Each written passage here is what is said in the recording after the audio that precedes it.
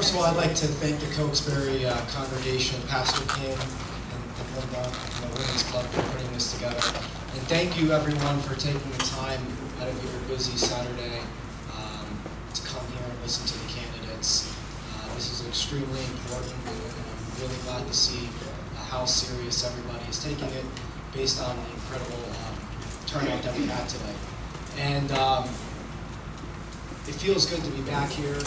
Over the last year and a half campaigning, I've made my way to Cokesbury on several occasions. This is you. Your Easter egg hunt, your men's prom, your garage sale. It's always been a great time. So thank you for inviting me into your home for the last several months. For those of you that do not... Excuse me, can Yes. everyone hear okay? Or do you I need to know. louder? Needs a little louder. Can you turn it up a little bit more? Put it closer. I think I could speak louder. Oh, okay. So those of you that don't know me, my name's Antonio Arcerio. I'm running for City Commission Seat 3. Just to give you a little bit of background about myself, I was actually born in the city of Margate, right over here at Northwest Regional Hospital. And growing up as a child, I grew up in the home of a firefighter. And when I was in high school, I did my volunteer hours as a lieutenant for the Coral Springs Fire Explorers. So I like to say that serving the public is in my blood. It's something that I've been doing ever since I was a teenager, and it's something that I'm going to continue to do. After graduation, I went and got my degree in political science at Florida Atlantic University.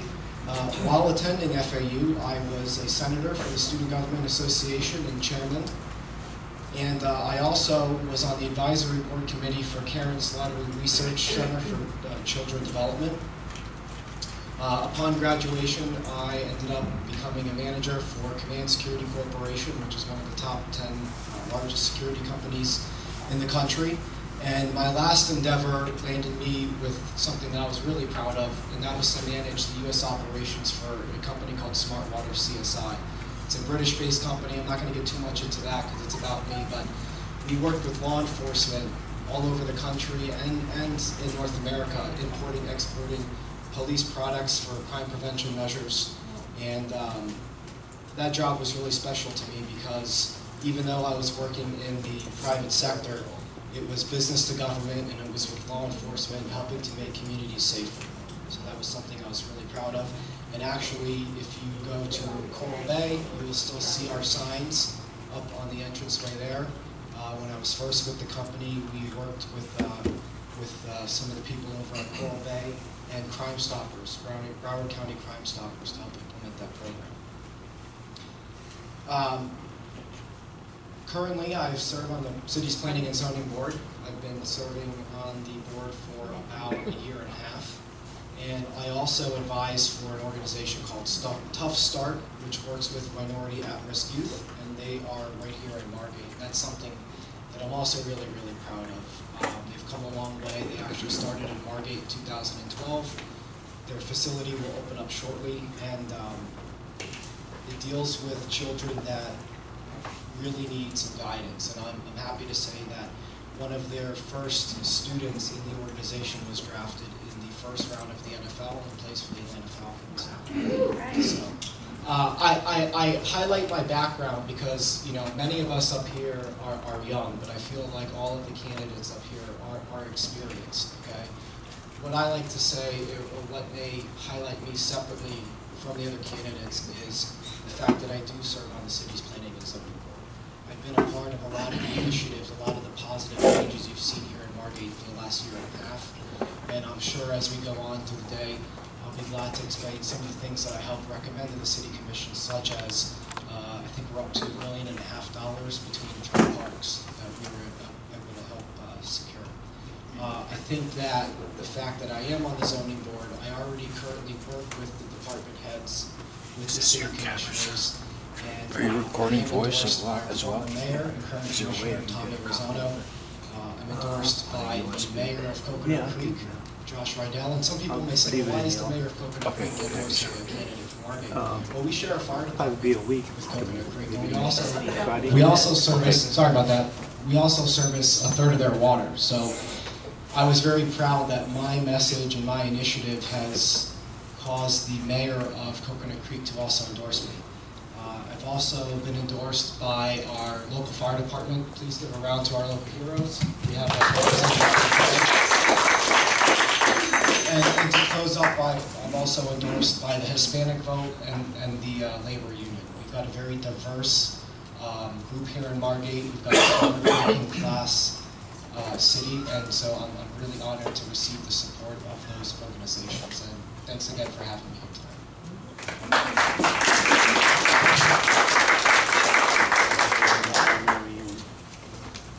Thank you, Antonio.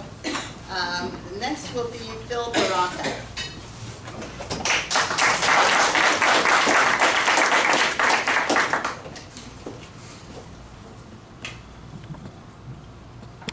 All right, can everybody hear me?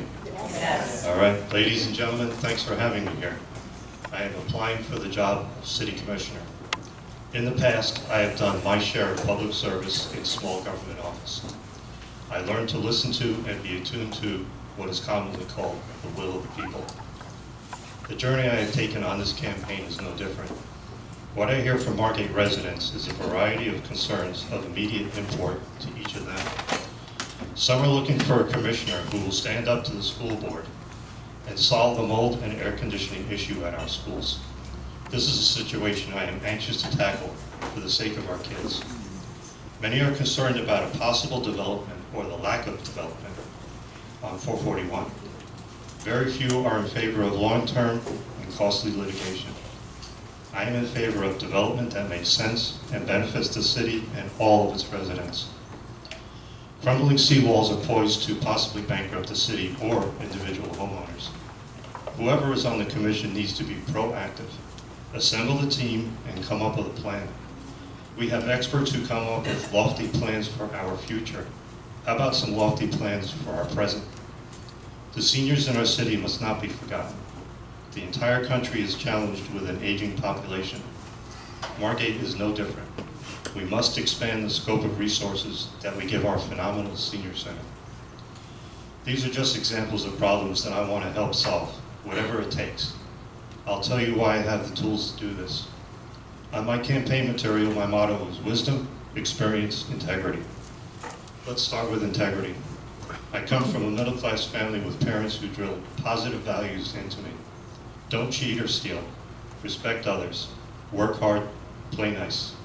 All people are created equal. I have never lost sight of these values. Those who know me personally and through business can attest that I am trustworthy and a man of my word. Now for the experience part of my motto. By choice, I was on my own at 18 years old. I started on the path to becoming the self-made man I am today. I first worked at a small pharmaceutical warehouse. There, within a year, the owner turned over the company's purchasing duties from himself to me. I then worked at a larger wholesale health and beauty aid company in the same position. I had a $500,000 a month budget, which in those days was a hell of a lot of money. I then moved to Florida to start over. In the late 70s, I found myself at a computer manufacturer where I earned several promotions. On the side, I would sell at weekend trade shows for extra income. I held the positions of production coordinator, production planner, and then supervisor before I started my own full-time Margate business in 1981. My business continues today, having weathered the storm of more than one recession and many difficult situations. I became political in 2005 at the condo association where I lived. All could see that the complex was on a downward spiral. Residents were very upset. I joined a group of activists who were committed to positive change, and I assure you we were very active. In 2007, I was elected to state-sanctioned public office for the first time. My fellow board members saw fit to select me as president. They appreciated the hard work I had contributed to our cause. We had overcome an entrenched board, a hostile management company, and their attorney by the will of the people. The foreclosure crisis was in full swing. Our budget did not reflect our true expenses. We had a 5-figure deficit. Rules and regulations were ignored. The complex was in chaos, to say the least. Our documents stated that the president was in charge of day-to-day business. I took that to heart with the blessing of the board. Just as the city commission As a city manager and a staff to call on, I used the management company as my staff. In time, I was respected by them. They knew I would never back down or take no for an answer. Employees at that company became eager to help me succeed. I was reelected 3 times. 4 years of hard labor turned the community around in every way. I then bought a house in Margate in an HOA with 2 boards, HOA board and a maintenance board. Though I wanted a vacation from politics, I was wooed into public service once again. I soon found myself HOA president and later the first president of our now merged boards. This is where the wisdom part of my motto comes in. In my time, I have made good and bad business decisions. I have made good and bad governing decisions. I now have the wisdom not to repeat the bad ones. I am not here to run against anyone in this election. I am rather running for the residents of Margate. I ask for the opportunity to serve public and serve the will of the people. I ask for your confidence and your vote.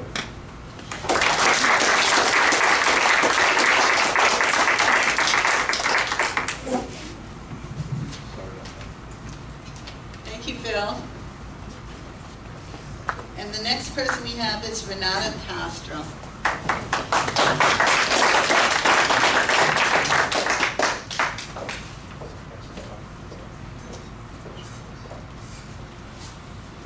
I am naturally very loud, so. Do you mind if I take this?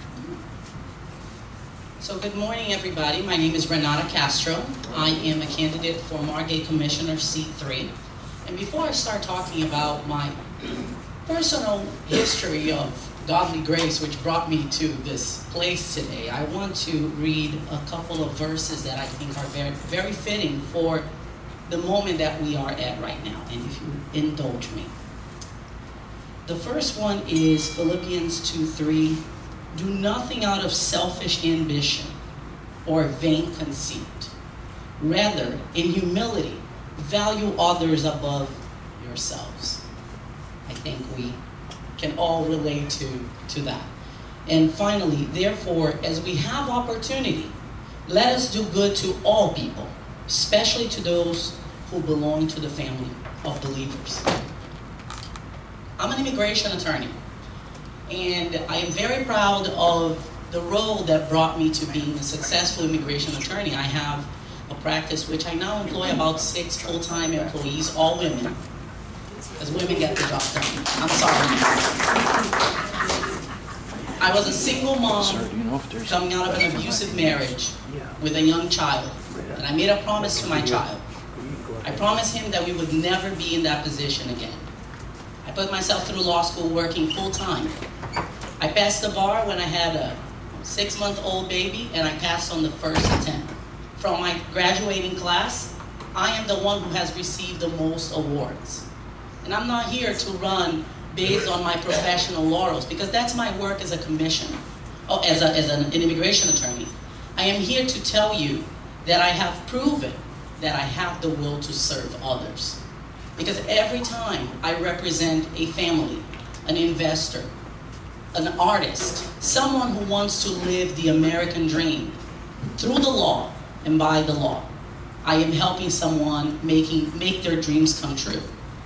When I bought my first home in Margate, I was a single mom struggling financially. And that little townhouse that I bought on Winfield Boulevard gave me a newfound sense of accomplishment. And I know that a lot of you bought your first homes in Margate. Margate has a natural calling to be a destination for affordable home ownership, where people can live in a small town feel. However, that does not mean we do not deserve better resources than what we have right now. From all the candidates, I'm the one who has been involved in large-scale development. Through my work with a company called DMD Ventures, I have helped raise millions, if not billions of dollars to large-scale developments of hotels, hospitals, assisted living facilities, casinos. I work with the Baptist Hospital of Alabama. We helped them raise $25 million, an entity that is the largest employer in Birmingham, Alabama.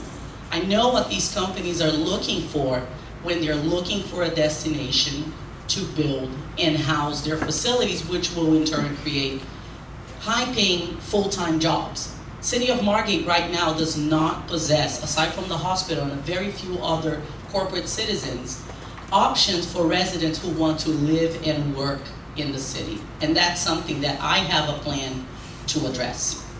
I am running on transparency and my passion for the law. I think we are all very blessed to live in a country where the law operates above all. No matter where we come from, no matter who we pray to, the law works. And the law is fair and unbiased. And I want to bring this fairness to the City Commission as an attorney, but most importantly, as a mom, as a wife, as a woman who resides in Margate, who knows that there are neighbors who may need more help than we are extending to them. Some neighbors who may need more compassion as is being offered to them right now. Do we want a commissioner we can be proud of? If you want a commissioner you can be proud of, you need to vote Renata Castro for C3. I am here asking you to give me your vote of trust, because I know I can do a better job for the city as a compassionate, committed, and hardworking candidate. So for C3, Renata Castro for your vote. Thank you.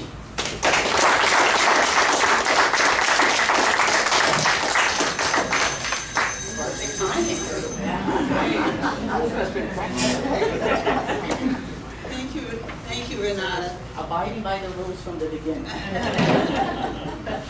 Our next speaker will be Jennifer Giltrap.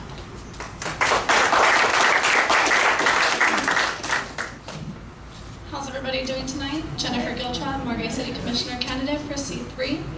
Again, I'd like to thank everybody for coming out today bright and early, Saturday morning. I'm sure you all would have had nice, relaxing days at home. I know that would have been my plan. And I want to thank Cokesbury Church. Everything you do, I've also attended here a few times with my daughter, with both two of my children, 2 out of the 3. We've come on Saturday nights for some fellowship, and the children enjoy the games. We've also attended a few other events.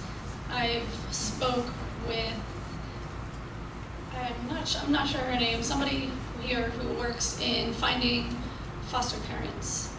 And that means a lot. I don't think a lot of people truly appreciate everything that our institutions of faith here in Margate and all over, what they really do for our communities. I grew up in a church that's a lot like this, and I come from a family, I'm a 5th of 7 children. My family was middle to low income. We didn't have a lot, but when families in the church fell down on their luck and they needed help, there's a couple times in my life where we brought families into our home. There wasn't a lot of room, but there was love and we had faith.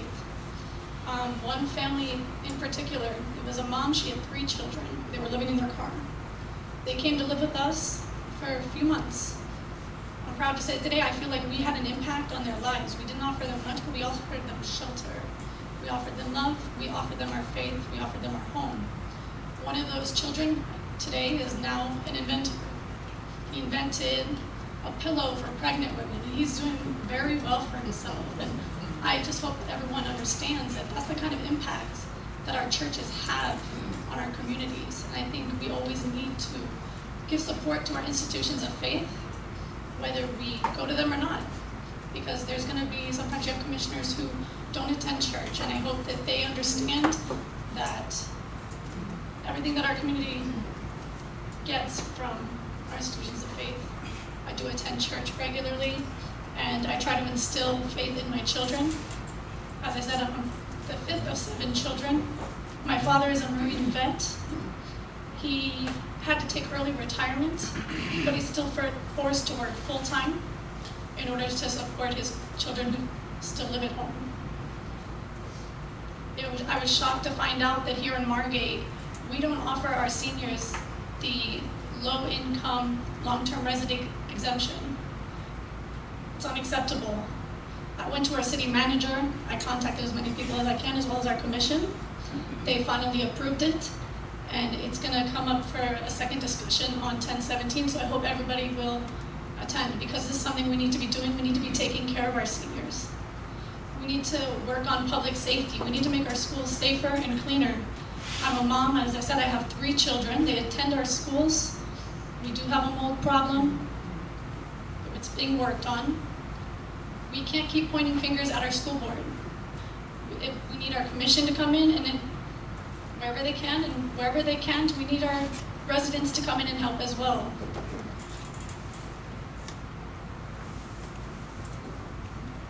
We're working off a budget of 134.5, I believe. Our millage rate is 6.51. If you add debt services, it's 7.05.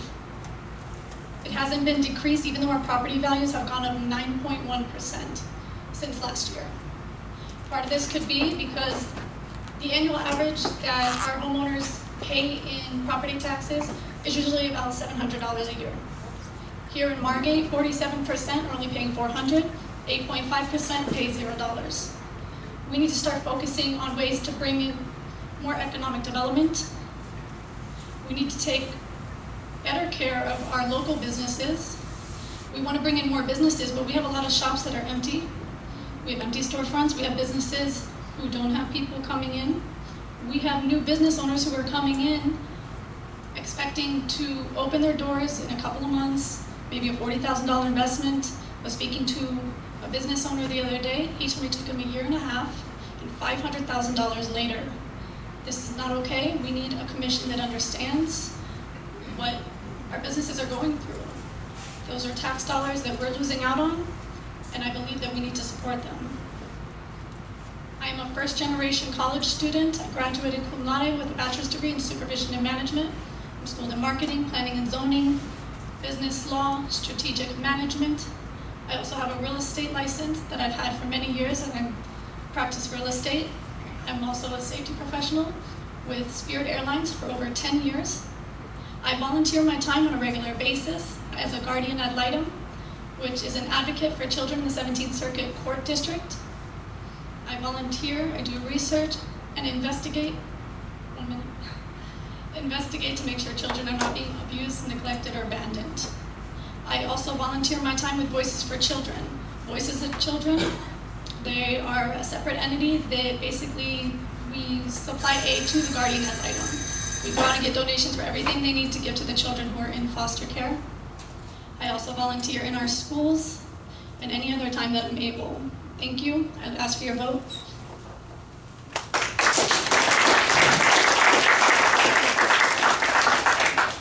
Thank you, Jennifer. Our next speaker is Joanne Simone, and I must apologize to Joanne, even though I had stated that these were all candidates for a city commission and no one was a commissioner yet. I apologize, Joanne is.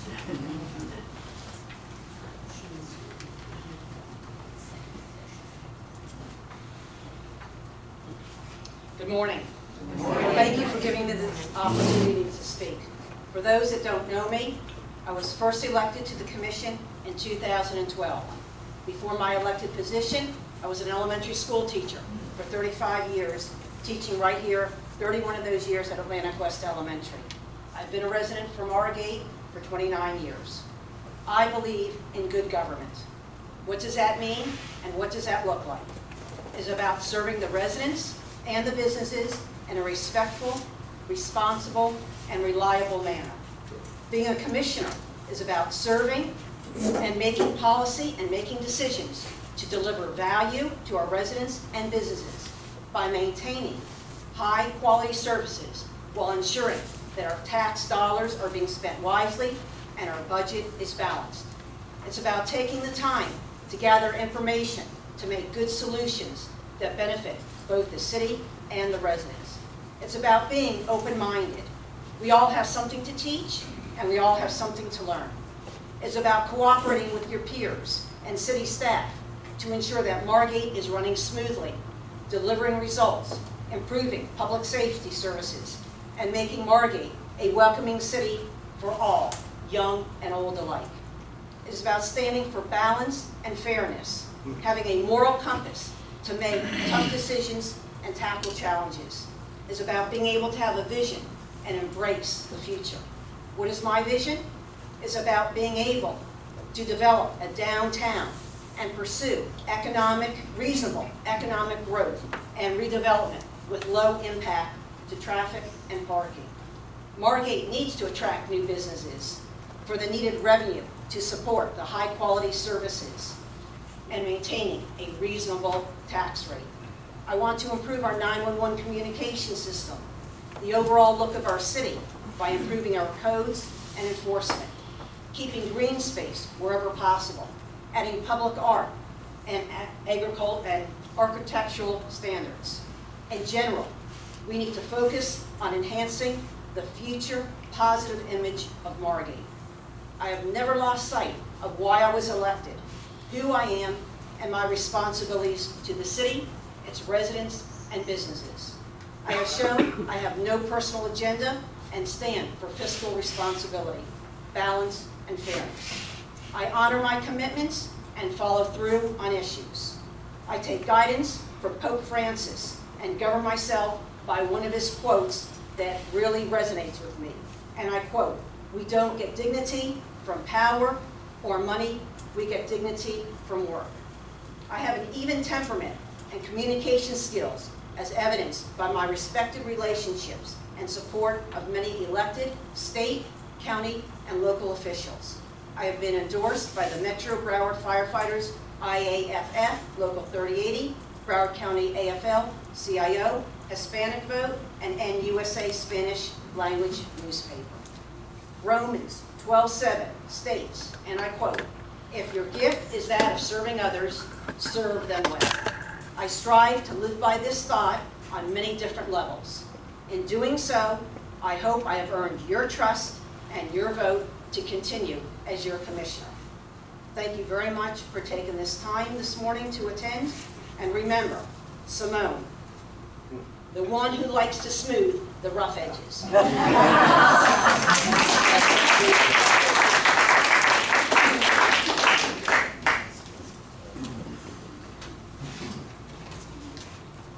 Thank you, Joanne. Our next speaker will be Tony Spavento.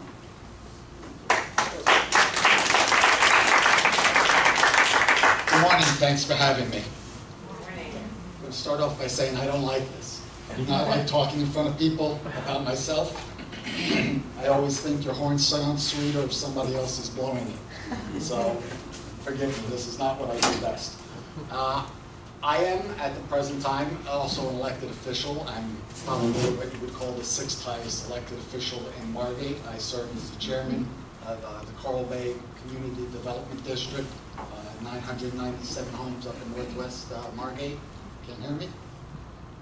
That's really a problem. We run by the same rules as the city. We have a 5-person elected board. We go by the same sunshine ethics laws. I've been in that position as a supervisor for 13 years. 12 years ago I was made chair, and I've been put back there every time by my fellow board members. Everything that I say I've done, I mean the board has done.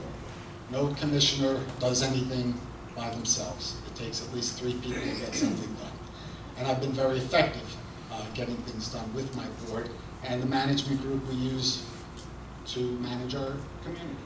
Much like the city manager really is the person that's supposed to be running Margate, not the board. They give judgment and they give oversight, but they don't actually run the city. If I have time, I'll circle back to some more of the Coral Bay experience, but let me just say, in background, I am a 44-year local resident. I moved here in 1974 with my single mother.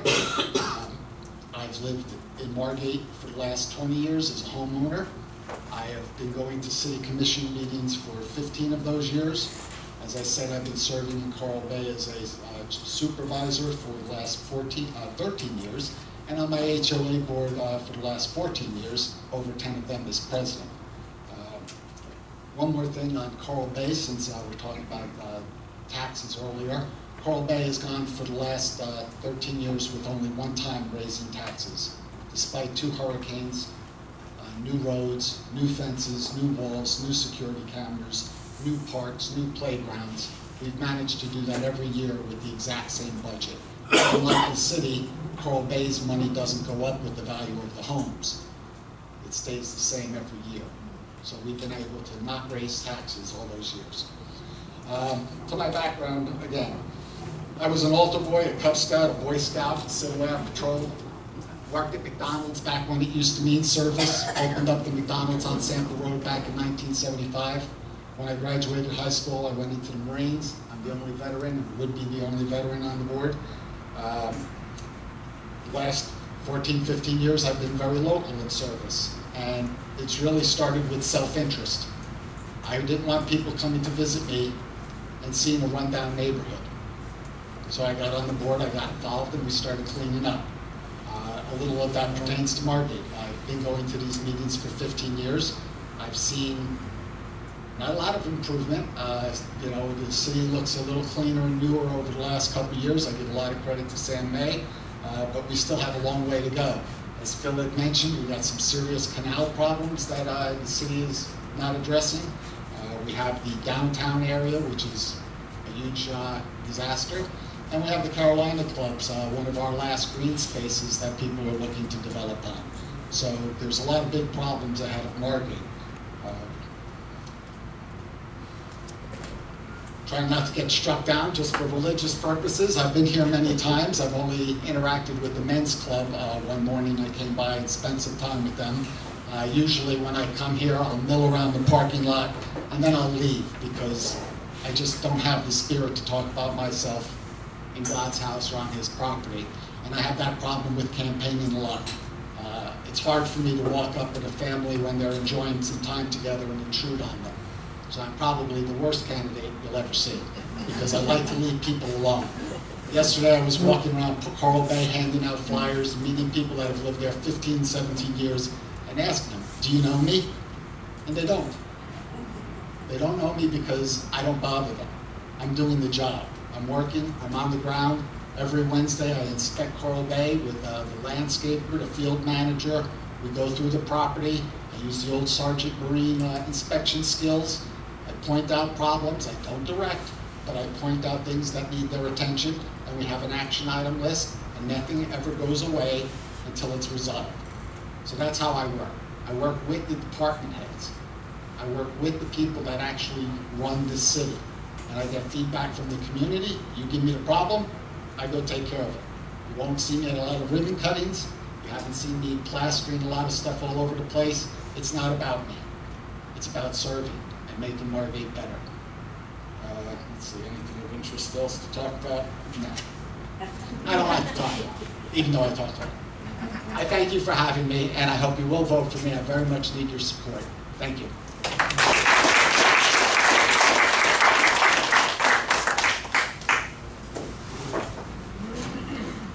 Thank you, Tony. We're going to have a question and answer period. Does anyone need a break or anything before? Okay. We're asking if everyone will be respectful, listen while the answers are being given, and we have a microphone, so Jeannie, if anyone has any questions, just say who you have the question for, and she'll bring you the microphone.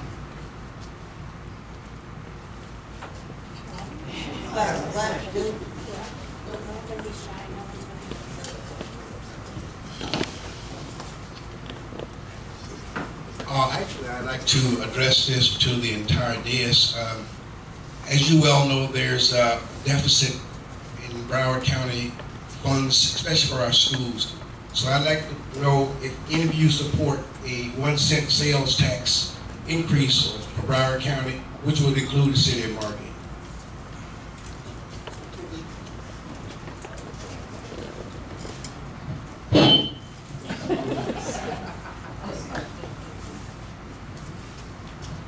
Ron, as a parent who has a child in a local public school, my son went to Margate Elementary, and I just love that school. That school has such a special place in my heart.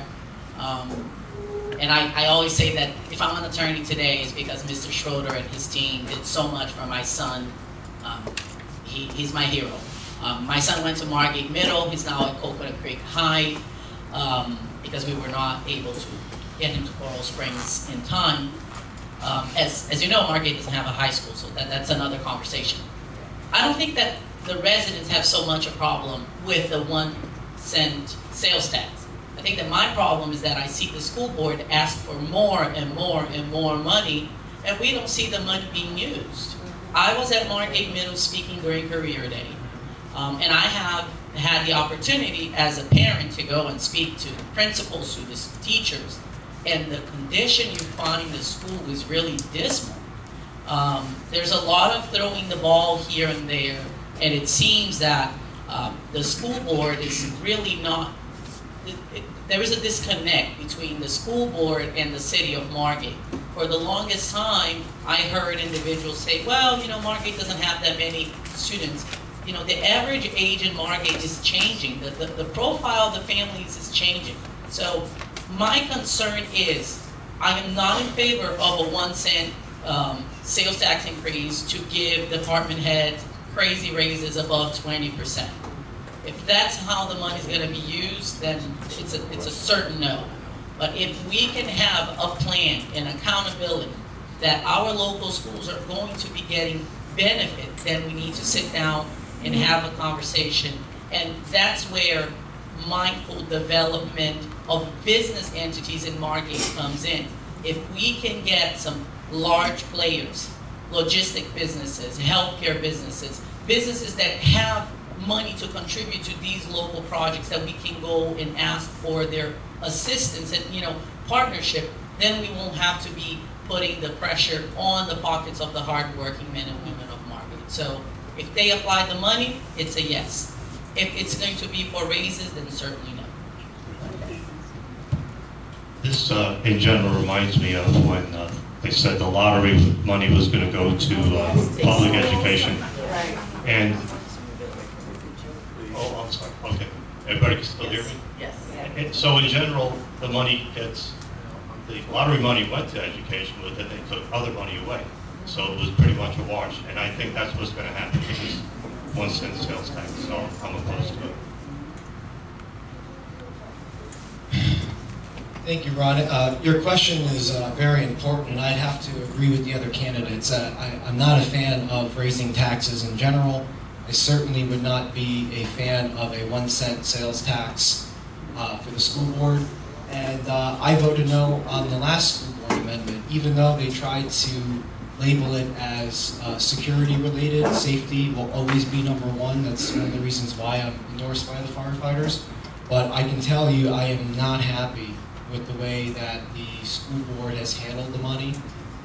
Several years ago, it was I believe an $800 million bond. They also took an additional $200 million out of their operation account.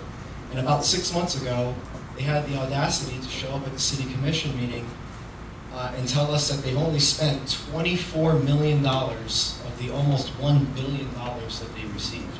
And none of the Margate schools have received any work.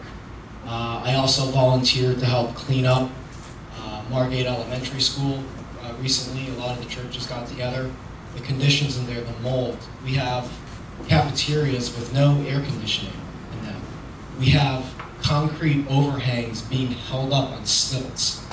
The conditions, same thing. I've gone with our vice mayor, I've spoken at Margate Middle School. Similar situation in terms of the conditions of the schools. I think that, you know, yes, it is a separate entity.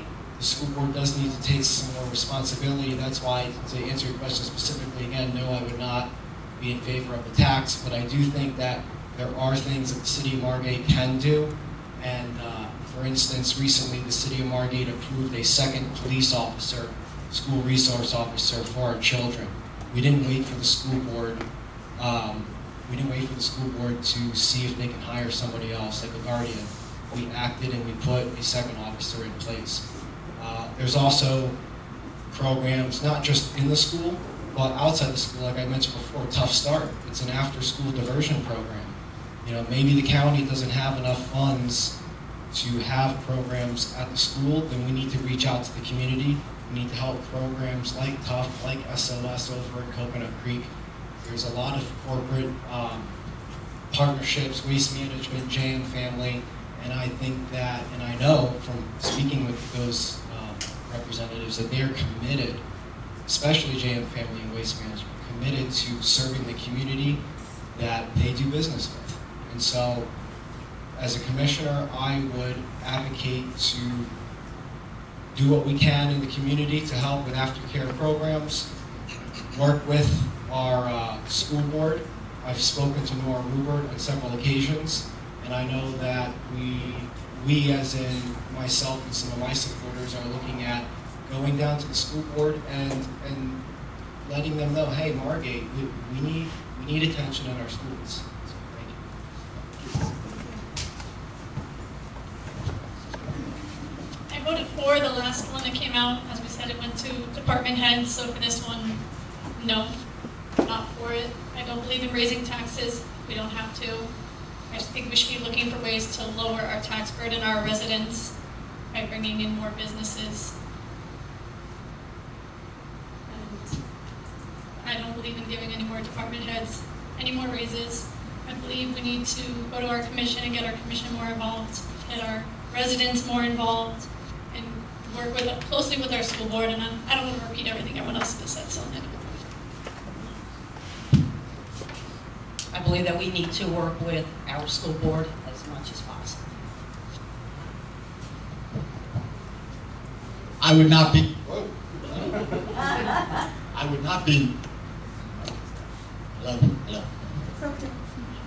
in favor of raising the tax. I'm very disappointed in what I've learned over the last year about the Margate school system.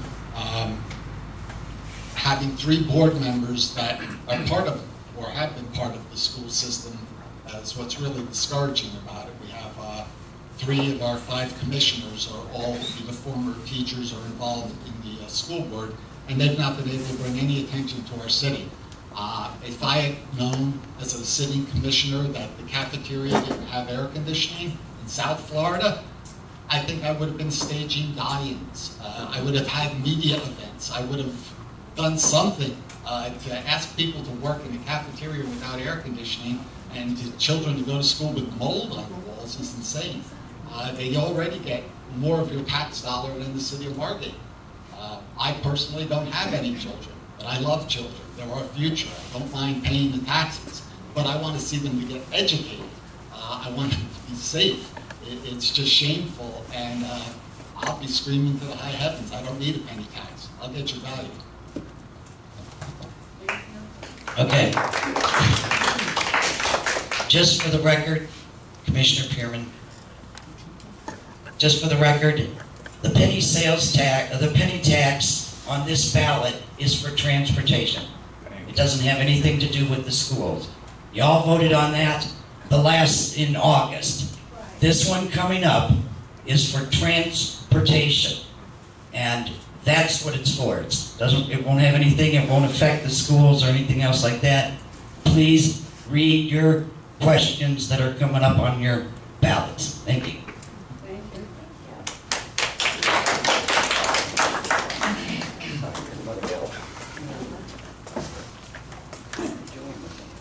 Thank you. On May 18th, there was an emergency meeting of the Margate Community Redevelopment Agency where consideration was given to families that had suffered collapsed canal walls behind their homes. The vote on helping these distressed families was Commissioner Pierman was yes, to which she has to be commended for because she really led the charge on that.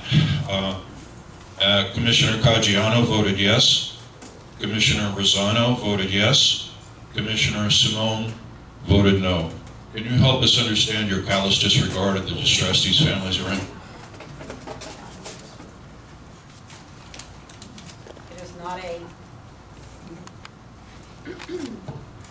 It is not a callous disregard.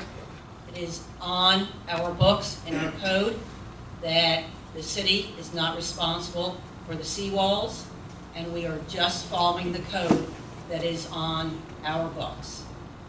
I do not believe that I believe in a special taxing district to help those people with the canals.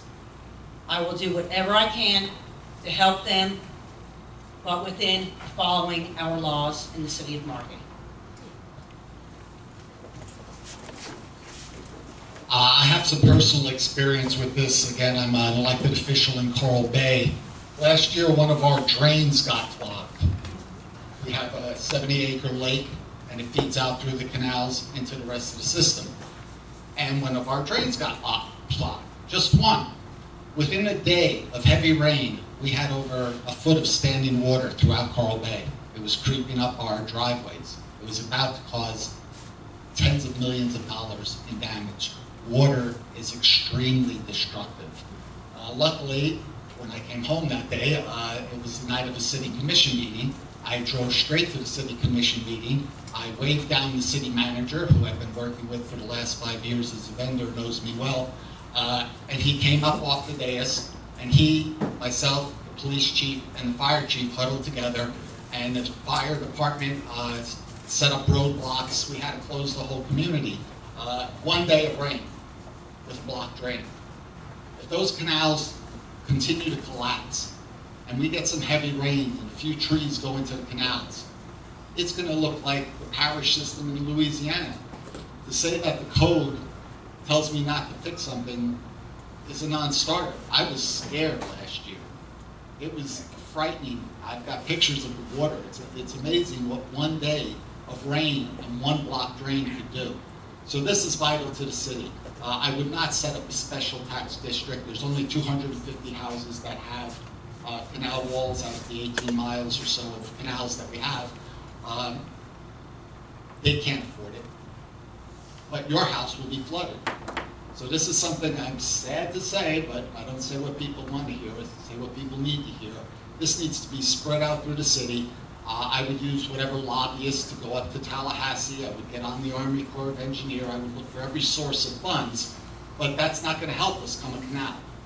If we had had a second day of rain, and if the city did not come and put pumps to get the water over that drain to the rest of the canal system, there would have been serious damage. A few people lost their cars trying to drive through the deep water, but that's nothing.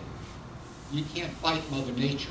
If our canals go down, we're all in trouble for hundreds of millions of dollars in personal damage. So that must be addressed, it must be fixed. Change the code. I've spoken this issue quite a few times at the city commission meetings. I brought forward separate taxing district, whether it would only be the people on the canals. We have 30 miles of canals here in Margate. And whether it be everybody or just people on the canals can be left up to decide later. But it is a community problem. If there's too much erosion in the canals, everybody's going to suffer. And I came up with some more ideas. I would like to see our public works department bring in some new jobs. I believe we could be training people here in Margate to build those canal walls. What city is it? Punta Gorda is responsible for all of their canal walls. Their public works department manufactures the walls. People are trained, they live in the city. It's great new jobs for people, and they do all of the maintenance. They have insurance on the walls, everyone pays about $30 a month, and it's taken care of. This is going forward. A lot of people say it'll bankrupt the city if we take care of those canal walls. The two that had collapsed, yes, they were expensive, but in many places it's just minor repairs. There's one lady that came to the commission meeting and said it was only $8,000, and she didn't mind covering half. So I think it is something that our city could be working with our residents to fix going forward as well as now. I believe that the real question we need to be asking ourselves, how is it that a canal wall fell into the canal? It's a pretty big chunk of wall. I drive through that every day because I live here on 61st Avenue. And no one saw that. Do we not have a code enforcement? Do we not have anyone inspecting those canals? That is scary. We will address the funding, but I think that the real issue is if that exposed canal wall was in that condition, how about our drainage system, which is underneath and we can't really see? So I was very concerned when I thought, wait a minute, is really nobody being proactive in doing some advanced work in looking at what's happening before it becomes a major issue? Had it been a hurricane or torrential rain, then that's a disaster we have no control. We cannot anticipate how a hurricane or a natural disaster will come in. We can prepare, but we don't know, what the impact is going to be. I was personally appalled that there was no previous work to prepare us, to look at maintenance, to address the issues in advance, and I think that the city can do better than what we're doing now. As I stated in my opening statement, the situation is something that's affecting us and the city does need to form a task force and come up with a solution.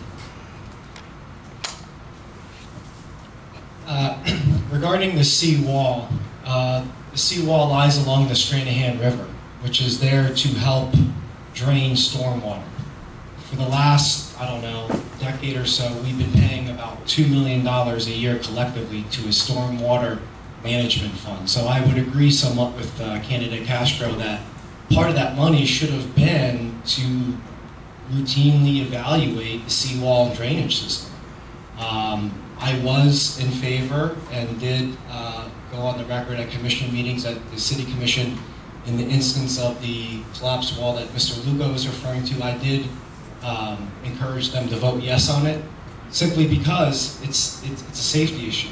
Those two sea walls were adjacent to the Margate Boulevard Bridge. That bridge was undermined somewhat when the seawall collapsed, and even FDOT had to go and bore holes and pump concrete into the bridge to help with its integrity. So in that particular instance, I think it was absolutely necessary for the city to step in. I thought that was absolutely necessary.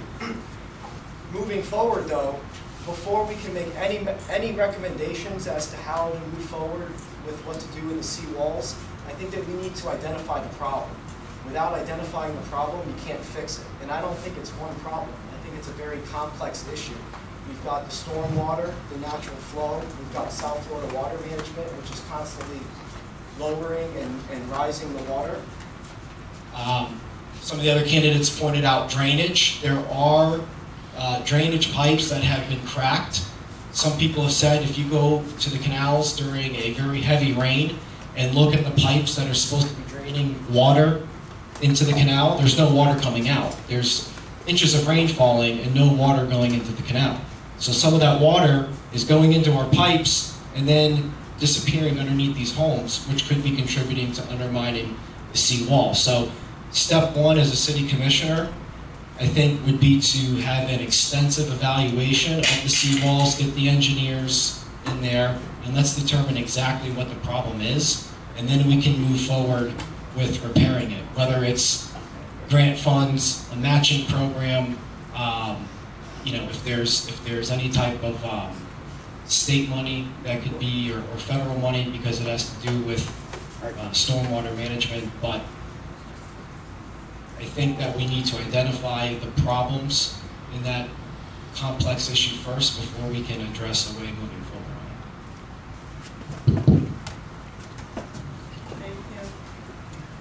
Okay, I'd like to ask the question of all of you. Coming up in November on the ballot, there's 4 amendments directly for Margate. Can you each tell me what your feelings are on each one of them?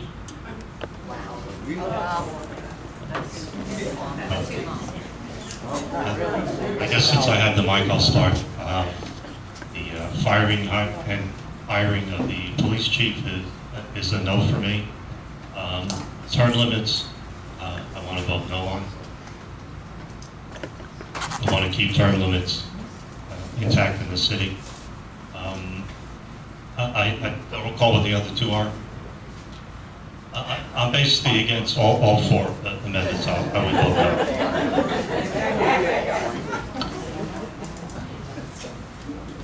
no.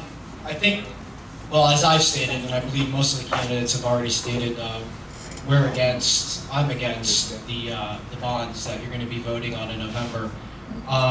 It's not that I'm against the parks and rebuilding the parks. I actually have said from day one that we need to improve our parks. I just think that a $10 million bond is a little bit excessive. And to put it into perspective, that's 500, you take $10 million, put 500,000 in each park, that's 20 parks.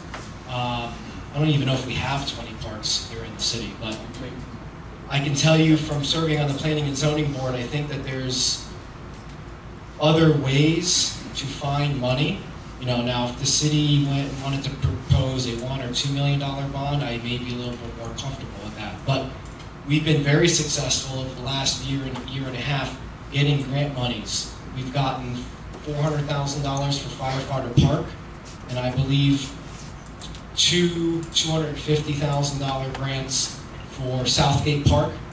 And I don't recall the name off the top of my head, but when you're going down 441, you make a left on, I believe it's 11th Avenue. Sereno Park, thank you, Commissioner. So we have been successful at getting matching grant monies, and I believe that a $10 million bond is just a little bit too excessive. I've spoken against the amendment for hiring and firing of the police chief. I think that it should remain as it is. And then also term limits. Look, I see the argument on both sides. The reason why I am not for taking away the term limits in the city of Margate is because the residents recently voted to implement them. So if the residents on any issue, it could be anything, if the residents voted on some type of referendum or amendment for something recently, then I don't think that a couple of years later we should try and make an attempt to change that. Well, I think that with our drainage problem, we'll soon have a seasonal water park, so we won't need the boat. I think that we need to see Margate for its changing dynamics when it comes to politics. The city of Margate has changed drastically in number of residents, in per capita of residents, but we see very few residents, and that's the reality in most American cities, unfortunately. We see very few people politically engaged. When you see the structure of Margate's commission, the city commission is there for one purpose only, and that's to legislate. When the city commission starts getting engaged in day-to-day management activities, we start having a problem because we do not elect a strong mayor, unlike other cities. That's why we have a city manager who is someone hired with the skills and with the time commitment, because commissioners work part-time. Most of them dedicate more than enough full-time hours, but on paper, this is a part-time job. You're not voting on someone who will necessarily be able to manage the city. They're there to make law. I don't think that making law entails hiring and firing police chiefs, especially because police and fire department endorse candidates. It's going to be a tit for tat. I want to keep my job. I'm going to endorse that candidate who's sitting on the commission, who is going to sit there forever, like an episode of Dynasty. It's going to take 50 years. We're all going to die. The same people are still there. I really think we need to ask ourselves long and hard. Is it really about the items that are being voted, or is it the fact that as a community, we have not been engaged enough, we have not been outspoken enough, and we have let a very small circle of individuals control a city of 55,000 residents? So, I of course, I am against it. I have, school-age children. I have a 4-year-old, I have a 14-year-old, and I said this before, and I was looked at with dismay. My children don't want to play outside because they want to be in the air conditioning.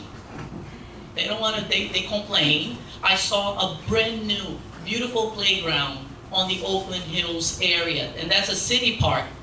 And I was walking there around 2 p.m. It was scorching hot. I didn't see one child in that park. So I do think we need parks, but I also think we need to keep up with the times. When we go to Coconut Creek and their recreational building, it is always packed. You have seniors working out, you have classes, you have aftercare, you have ballet, you have, whatever it is. And we don't have that. So I think that we are not being told the whole story. I don't think that a lot of these things are being voted with our best interests in mind. And until I'm proven to the contrary, my vote is no for everything. I also have young children, 3, 7, 16. All 3 of my children, we do use the parks. But I'm still against the park bond. I don't believe that it should be put on the backs of our residents. I do feel we have a ton of wasteful spending here in Margate. Our residents want a dog park. It doesn't cost just under $1 million to build a dog park, but that's how much we're budgeted to spend on this dog park.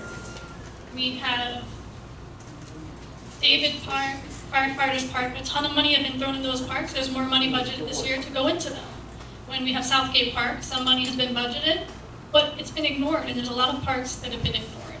I feel like the money should be spent evenly and wisely, but I don't think we need to do it with bonds. When it comes to the hiring and firing of the chiefs of the fire and the police department, I'm absolutely against it. Public safety should not be political. When it comes to reducing the spending limit that our city manager, Sam May, is able to spend, I am not for it. I don't understand why our city commission doesn't trust the person they hired to run the city. They want to hire the chief of police and the fire department.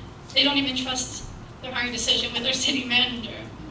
He has the expertise and the education to run the city. Let's let him run the city. The other one is The term limits. term limits. I'm against getting rid of term limits.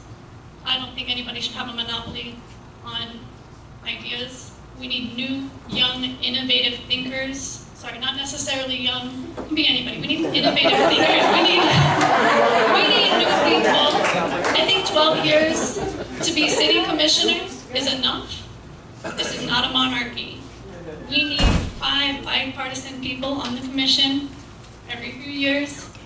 We can serve up to 12 to be able to give the city what it needs, because our needs are going to change. Thank you.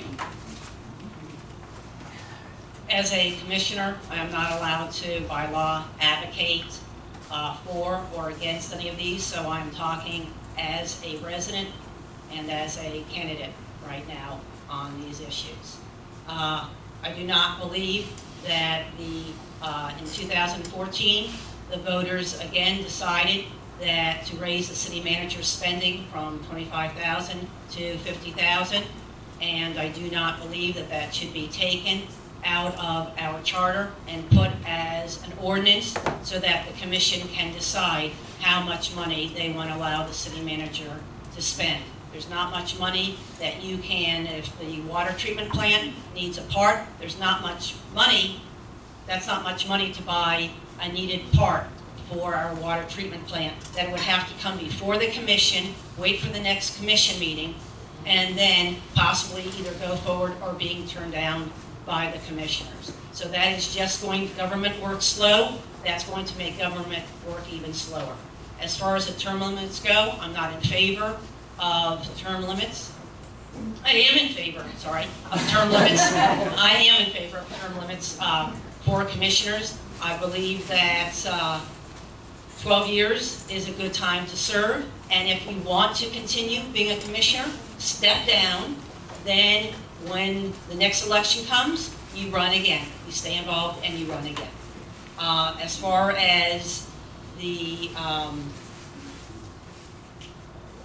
hiring and firing of the police chief, the fire chief, and the assistant city manager, it's a political move, in my opinion. We do have a city manager that we entrust to make the decisions for us, and we need to let him make the decisions. I am not involved in the day-to-day operations of the fire department or the police department. I am not qualified to vet these people, to hire them. And so we need to leave that to our city manager. These people have strong leadership that are in these positions, and we need to leave it to the city manager to pick who he thinks. And if we don't think the city manager is doing a good job, then the city commission can fire the city manager. But this is a city manager form of government. Commissioners set policy. That's what we do. Thank you. 3 out of 4 of these I look at as an unfortunate power grab by the city commission because they're frustrated that they can't get a lot of things done. So in their frustration, they're trying to take in more power in hopes that they would then somehow be able to run the city better. I, besides my other experience, I've been a vendor for the city of Margate for the last 5 years. I've sold a couple $100,000 worth of LED lights, which will save you over $1 million in the next 10 years on your tax electric bills. But I have often had to wait because of some of the city hurdles in how much they can spend to get a deal done. This new idea would cripple the purchasing that people need to do. It actually brings the level down to the exact same level we have in Coral Bay. We're 997 homes. We give our people the necessary leeway, because we trust them and they're professionals, to make these decisions. Nothing gets done without us knowing. It always comes back to you. So it just doesn't make sense. As for term limits, I'm going into well, this is my last month, but I've been 13 years on my board, and so have the other 4. Nobody ever runs against us because we're successful. So I understand people not wanting term limits, but more importantly, number 1 is the will of the people. They've spoken. They want term limits. And number 2, I'm old already, so I won't be around. I am against the bond for the park only because I think there's other ways to fund the parks, and we have bigger things to worry about than the parks in that regard. Our parks are very important. I would not be spending $1 million on a dog park. If we need money for the parks, I'd be spending that $1 million on the parks instead of dog parks. Hiring and firing, again, I'm against that. We've been going out without a city attorney. I don't know if it's over a year yet, but for a very long time, because the team at our commission has not been able to make up their minds or work effectively. They keep on putting little clauses into the contract that scares attorneys away. They don't have the experience, they don't have the knowledge, they don't have the ability. And because of the Sunshine Law, they can only speak twice a month. So how are you going to hire a fire chief or a police chief when you can't even talk to each other about pros and cons except in front of everyone? It's just not something that can be done effectively. And they're also unwise to do it, because if there's some kind, and again, my experience as an elected official, I have had my foot taken out of my mouth many times by the city district attorney. These people are there to protect the commission and to protect the city. If you had a police chief that something unfortunate, something violence of some sort happened, they are going to go straight to the city commission that hired that police chief. They will have no buffer to explain themselves. And I've been to too many meetings where I see 25 people show up at a meeting and start yelling, and the city commission flips like that because they're political. And that's not any way to run your fire department or police department. So you can't make decisions that you have no knowledge about. Term limits, bond, vendor, that's all. And so that everyone can get their questions answered, if we could keep our answers a little shorter, perhaps. I just want to, Mr. Spavento brought something that, in my opinion, is very important. The city of Margate has not had a city attorney for about a year now. And the city has lost, I would think, between 5 and 7 well-qualified department heads. They have been falling like flies. And in the last commission meeting, which you can watch online, I asked the commission to think long and hard if maybe our challenge in retaining quality professionals didn't come from the professionals' unwillingness to deal with the commission's nonsense. And I invite you to watch the answers that I received. As an attorney, there is a reason why there is a division of powers. And we as a community are paying a very high price. Every time a new employee is hired, he needs to be trained, he needs to become better acquainted. That costs money, because time is money. So when we don't have the ability to retain our current professionals, can you imagine having a new fire police chief every 6 months because they had a spat with the commission? That would just be chaos. Good morning still, I think. Oh, I don't think so. Good morning. My name's Jean, and I live in the Carolina Club. And my question is for Renata, Jennifer, and Tony. Tony specifically mentioned Carolina Club. Your answer doesn't have to be that specific, but what is your position on residential development in some of Margate's current green space? I'll start. In under 2 minutes. Okay, so I'll start because I have the microphone. One of the things that we need to be aware of is that as a future commissioner, you're acting as a judge. So you're voting on an item. If one of us makes a position now, when that item really comes to vote, which it has not come yet, we may have to be excused from voting. So that's one concern we need to have. Second, the development in the green space, as a community, we don't want to look like a concrete jungle. But we have not had a formal proposal for development of Carolina.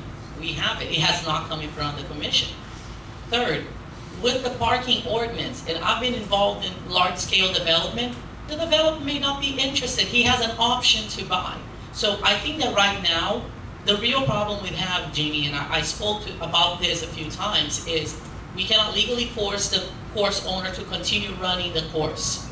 A lot of individuals are complaining of course maintenance, that the grass is not being kept as it should. So maybe we need to be more proactive with the course owner about keeping up to certain standards.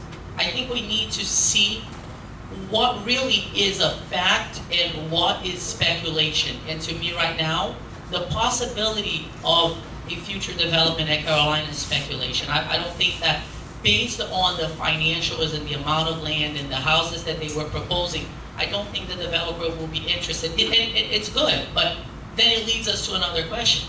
What is the alternative? I cannot force that landowner to continue owning and operating that golf course. I don't think the city has the money to buy that golf course. So we need to talk about that as well. So my position right now is until we have facts, we have to, as a matter of legal due process, be open to evaluating actual evidence. And I will say this, the city of Margate right now needs a high school. We don't have a high school. We don't have a high school. So I want you to think about it. If we could stay on topic too. Well, just because of the space. I'm sorry, I thought that was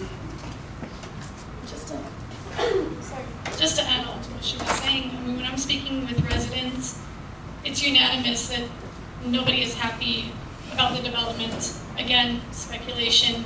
There's been words thrown out about high rises and 1,000 apartments. That's hearsay.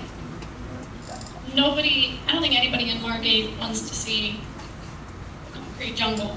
We care about our green space. There's animals that live on the golf course. There's people who bought their homes to live on a golf course. They like the green space. I have multiple friends that live in the Carolinas. They live on the golf course. They enjoy staying out there watching the animals. That she lives by the lake. She enjoys the lake, and she doesn't want to see that go. I don't want to see it go. I drive by there every day when I take my kids to school. I've had dreams of my daughter getting married at the restaurant there. But as we said, we cannot control what the owners do. But what I do want to say is that as your next commissioner for C3, that whenever I do vote, it's going to be for what the majority wants. I'm going to listen to the residents. That's my job, is to listen to the residents, not to get up there and say what I want. Because it doesn't matter what I want at the end of the day. It matters what our residents want.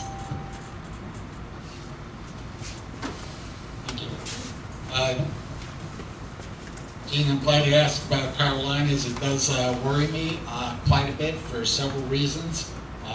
I have seen the proposals that they put forward. I do not approve what they want to do in that area. Part of the concern is that if I live on a lake, I love my view. If I bought my house with a certain view, I would expect to keep that view. So I feel very much for the people that have the view and would lose it. Plus, if they have to rehabilitate it because that land is poisoned, those people are going to be getting all kinds of pollution and dirt for the next few years with God knows what kind of chemicals flying through the air. I would be watching that process very closely. It's only a $3.5 million plot of land, so the city buying it is not a problem. It's what you do with it. As soon as you put a shovel in the ground, you have to rehabilitate the land. If if you can think of something to do without digging up the land, it's a cheap purchase. One of the major concerns is the traffic.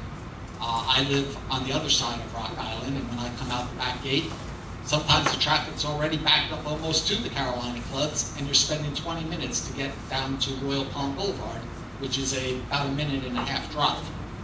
So the traffic concerns me. I do not like the way the developer has been playing with facts and misrepresenting reality on Facebook and fake web pages. I would be very skeptical dealing with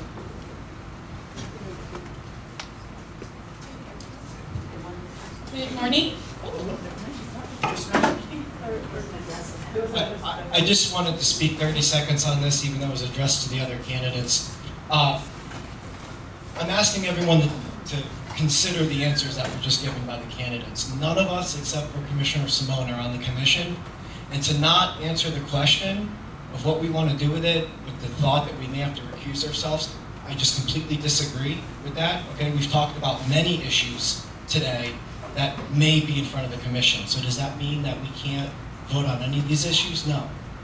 Also, as being an advisory board member on the Planning and Zoning Board, the city attorney has not advised myself or any of the other board members that we can't speak on it. And as a resident, I will tell everybody in this room, I am not for the project. I will not vote for the rezoning. And it is not just speculation. They have officially lobbied to our commissioners. I don't know if all of the commissioners have met with the lobbyists, but many have. And they've done many community meetings where they provided the plan. And lastly, the candidates, some of the candidates were asked at the last meeting if they had read a certain section in the comprehensive plan, which they acknowledged they didn't. And in that section, it specifically talks about golf courses remaining as green space. Now, I'm not an attorney, but I am a realtor, and I can tell you, also with my knowledge of being on the zoning board, the comprehensive plan is the law of the land in terms of land use. So if there's a discrepancy with the ordinance or any of the other codes in the city, they refer back to the comp plan, and that's per the economic developer, Mr. Mazzarelli, as of the last meeting. So being that the comprehensive plan is to keep currently golf courses as green space, that's what it needs to be. All right, next question here. Good morning. I have a question for all the candidates. I am circling back to the seawall issue, and not specifically the seawalls. I am not really for paying for somebody else's waterfront, but I understand that it's a collective and we will all suffer if it's unaddressed. But what I think of is the gross negligence when it comes to code enforcement. And if it's something that is visible as a seawall, what about the things that we don't see? What are your plans to reevaluate how the city is run when it comes to code enforcement? And I get an amen on that. Because that was exactly what I said a few moments before you walked in.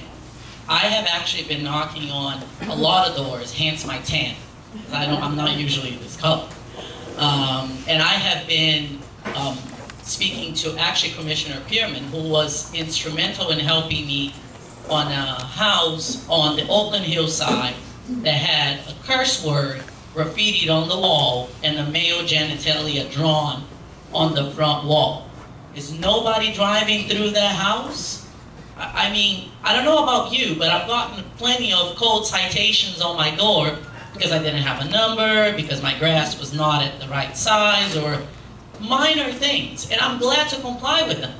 But I really think we're not doing a good job when it comes to code compliance, and I agree with you, and I actually said, if the seawall is exposed and we haven't been able to address that in a timely manner, God bless our drains, because we'll need it. I know there's been a lot of complaints about there also being a shortage of code compliance officers, so they are looking to hire more, and I do think that's something we need to focus on. And also about it being more widespread. Like, I know a lot of areas are getting constant violations, and then there's other areas. I live on the southeast side. Our part of Margate tends to be completely ignored. So we do need it to be widespread throughout Margate evenly, and we do need to hire more code enforcement officers. But it's also a community thing. I created, before running, a community page called Margate, Florida Residents. Some of you are on it, some of you are not. Please join if you're not. The purpose of the page is to build community. It's everything from code violations to crime to issues. The senior exemption came up on there. That's how I found out that Margate didn't offer it, so we got it offered. People have found jobs on there. Employers have found employees.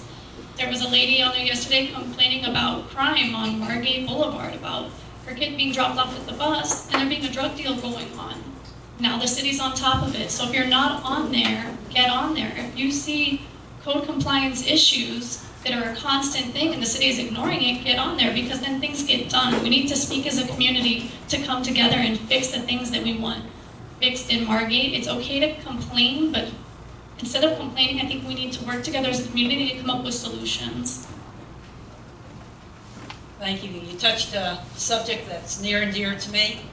I have been complaining for years to the city manager and the former city chief about code, how selective it is in the city. We definitely need to improve on code enforcement, and we also need to improve in keeping our homes up and making sure that our homes are kept up. Maybe one of the solutions that's been talked about is to take code out of the police department and put it back in the building department, because it's the building department that knows what the codes are.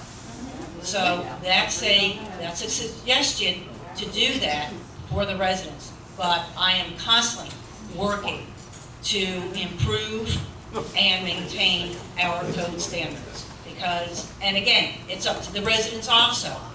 We need the residents to help us to maintain the look of Margate. By when you see something, report it. You can go on a website, you can email any of the commissioners. I know that personally, I answer every email within 24 hours. I worked with a woman on Margate Boulevard that a streetlight went down. She's been working, and it was a safety issue for 13 years to get that streetlight done. I went knocking on her home. I was the commissioner who got that streetlight, working with Florida Power and Light, working with the county commissioner to get that for the residents of Margate. Thank you. There's a little bit difference between what you started and what people are talking about code enforcement. Most of what happened to the canal walls was invisible. You wouldn't have seen it. Code has no way to walk along people's backyards and to have seen that problem.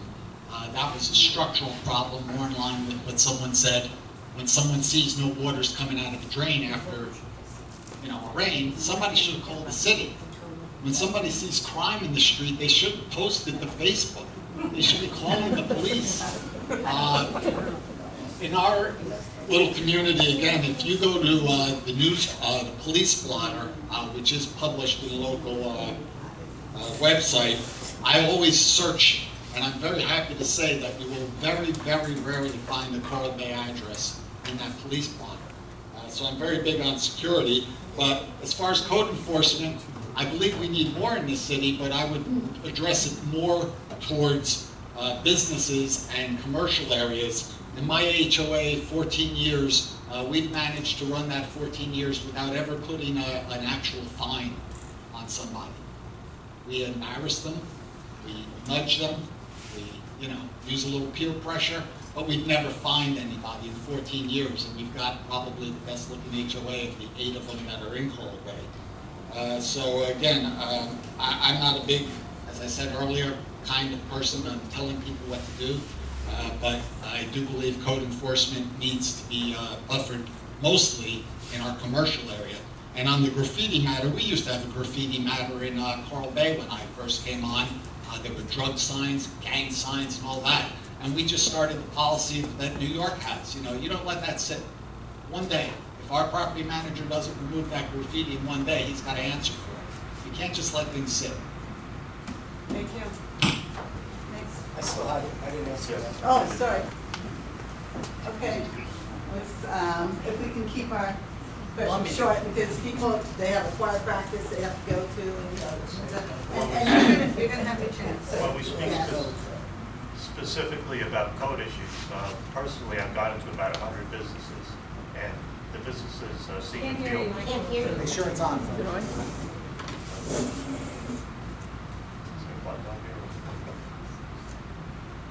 There we go, okay.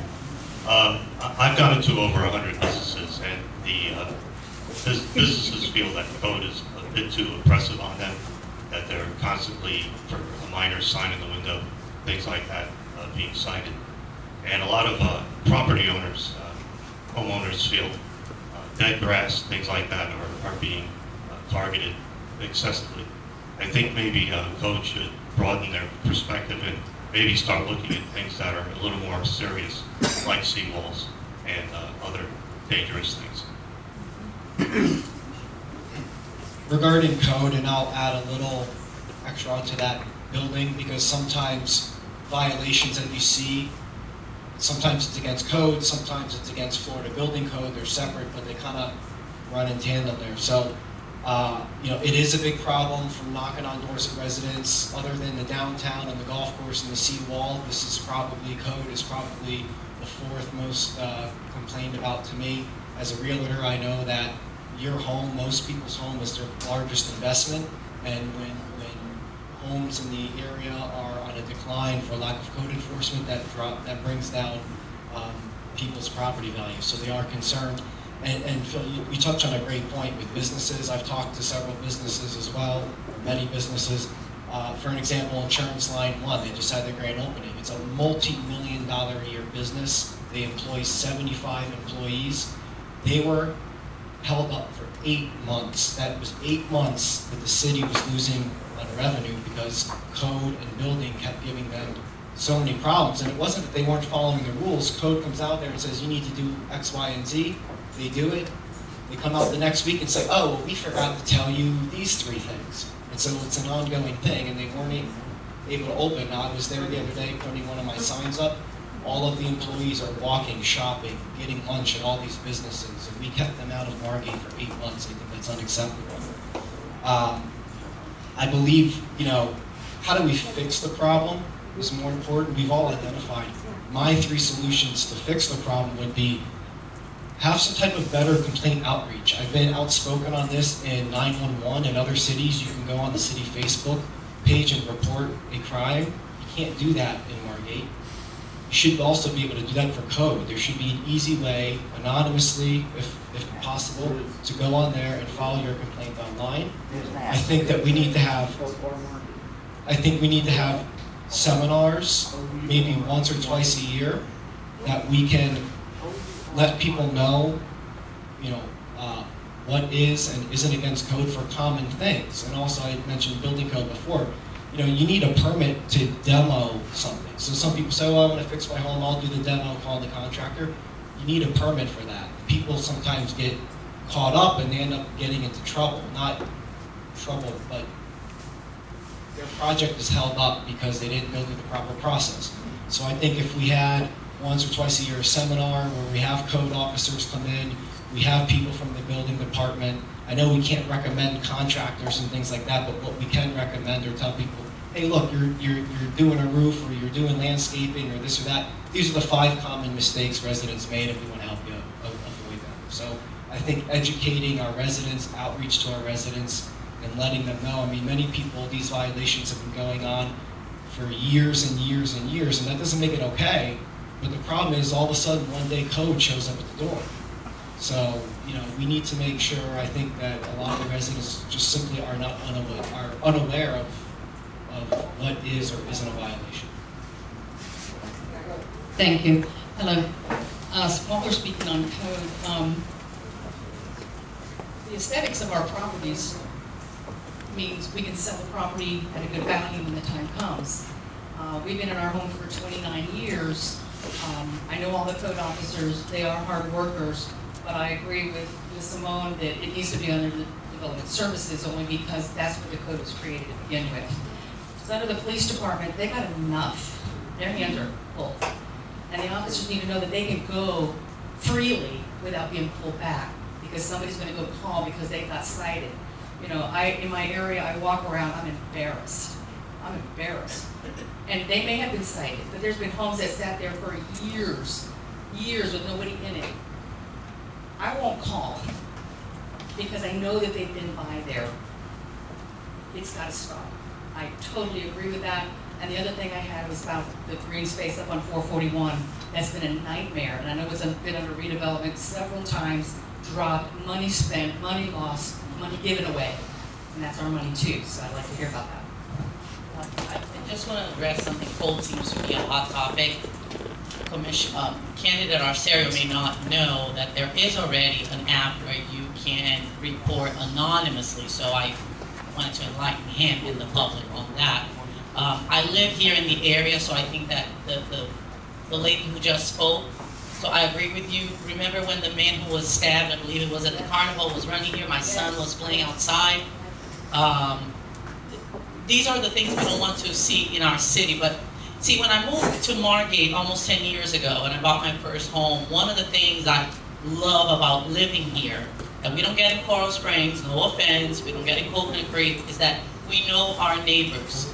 And there are a lot of our neighbors in hardship. And about a year ago, I actually spoke at one of the commission meetings because Margate has the home of the month. And a lot of these code violations are minor, most frequently grass. So I asked, is there something the city can do?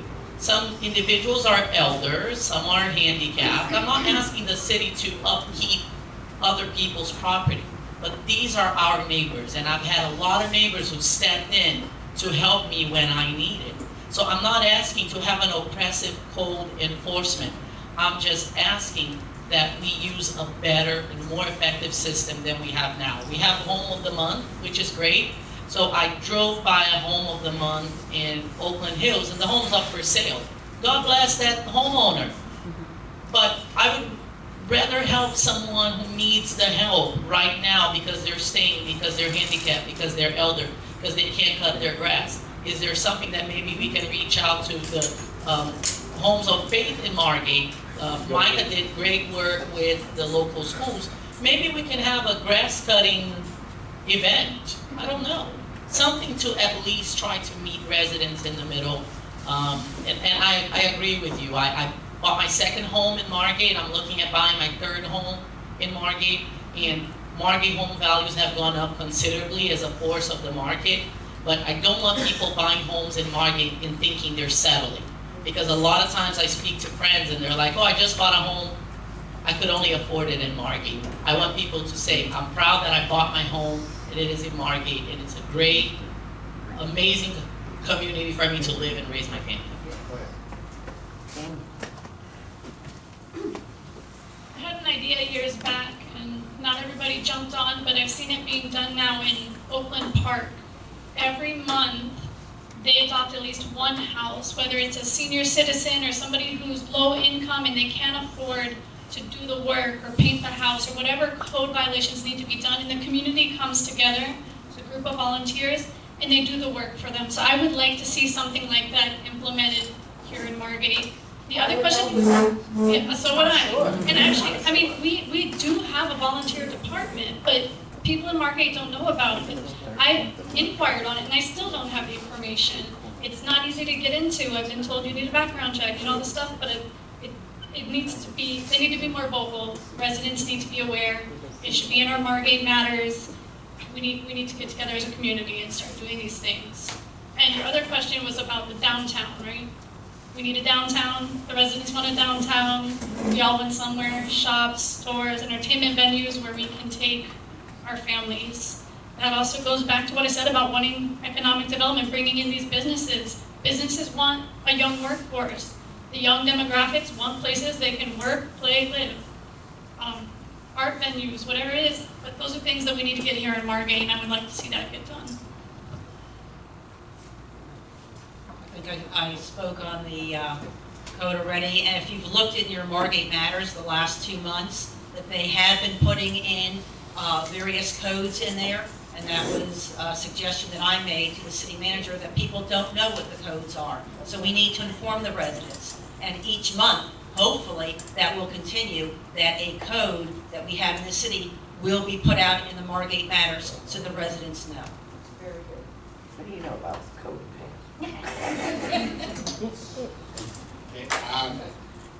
Again, I think this is a matter of leadership. One of the first items when I got elected to be on my HOA, and the place looked terrible.